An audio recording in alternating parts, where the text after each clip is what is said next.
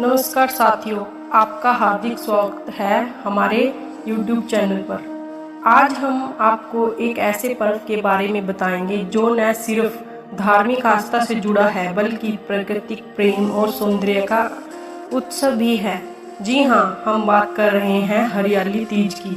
हरियाली तीज 2025 में 27 जुलाई को मनाई जाएगी।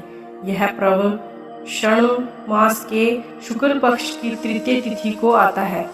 खास बात यह है कि यह पर्व महिलाओं के लिए विशेष रूप से महत्वपूर्ण है। विवाहित महिलाएं अपने पति की लंबी उम्र और सुखी वैवाहिक जीवन के लिए व्रत रखती हैं, जबकि कुंवारी लड़कियां अच्छे वर की प्राप्ति के लिए उपवास करती हैं। हरियाली तीज का नाम सुनते ही मानसून की हरियाली, झूले, मेहंदी और गीतों की मधुर गूंज मन में बस जाती है।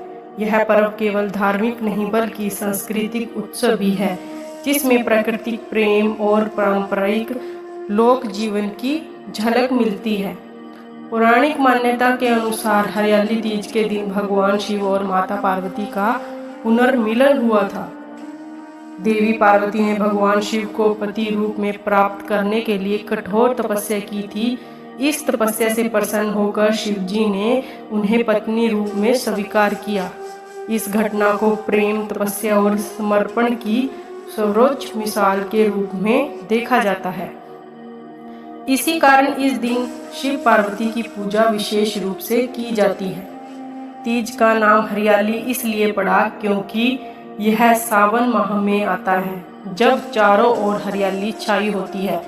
यह पर्व प्रकृति के प्रति सम्मान और समर्पण का प्रतीक है। सावन की बूंदें जब धरती पर हरा भरा बनाती हैं, तो स्त्रियां भी अपनी साज सज्जा, श्रृंगार और पूजा के माध्यम से वातावरण को और भी मंगलमय बनाती हैं। इस दिन महिलाएं व्रत रखती हैं, 16 श्रृंगार करती हैं, हाथों में मेहंदी लगाती हैं, नए वस्त्र पहनती हैं और पूजा करती हैं। पूजा के लिए महिलाएं मिट्टी या पीतल की माता पार्वती की मूर्ति बनाकर उन्हें श्रृंगारित करती हैं। फिर शिव पार्वती की कथा सुनती हैं और पूजा करती हैं। पूजा की सामग्री में रोली, अक्षित, फूल, फल, जल, दीपक, मिठाई, चूड़ियाँ, बिंदी, सिंदूर, मेहंदी आदि शामिल होते हैं। महिलाएं माता पार्वती को यह सभी सुहाग सामग्री चढ़ाकर उनसे अखंड सौभाग्य की कामना करती हैं। व्रत कथा सुनना हरियाली तीज का मुख्य भाग होता है। कथा के अनुसार देवी सती ने कई जन्मों तक भगवान शिव को पाने के लिए तपस्या की। अपने 108वें जन्म में जब वह पार्वती के रूप में जन्मी, तब उन्होंने कठोर तप किया। इस कठोर तप से भगवान शिव प्रसन्न हुए और उन्होंने सावन शुक्ल तृतीया को पार्वती जी को पत्नी रूप में स्वीकार किया। तभी से यह दिन सौभाग्य और प्रेम का प्रतीक बन गया है। हरियाली तीज पर महिलाएं पारंपरिक लोकगीत गाती हैं, झूला झूलती हैं और उत्सव मनाती हैं। ये गीत अधिकतर शिव पार्वती के विवाह, प्रेम और सावन की मस्ती से संबंधित होते हैं। महिलाएं एक दूसरे को तीज की बधाई देती हैं, मिठाइयाँ बांटती हैं और मेहंदी रचाती हैं। तीज के दिन कुछ विशेष पकवान भी बनाए जाते हैं, खासकर घेवर, मालपुआ, मठरी, खीर और पूरियाँ हरियाली तीज की शान होती हैं। पूजा के बाद महिलाएं इन व्यंजनों को प्रसाद के रूप में ग्रहण करती हैं और अपने घर के बुजुर्गों को भी अर्पण करती हैं।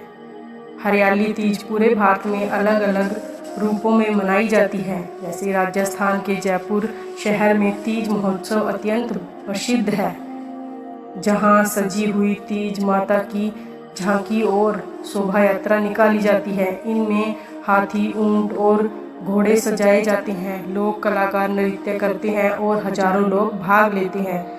उत्तर प्रदेश, बिहार, झारखंड और मध्य प्रदेश में भी तीज का पर्व श्रद्धा और भक्ति से मनाया जाता है। विशेषकर ग्रामीण क्षेत्रों में महिलाएं सामूहिक रूप से पूजा करती हैं और लोकगीत गाती हैं, पारंपरिक पोशाक भी में सजती हैं। हरियाली तीज केवल धार्मिक अनुष्ठानों तक सीमित नहीं है, यह एक सामाजिक पर्व भी है।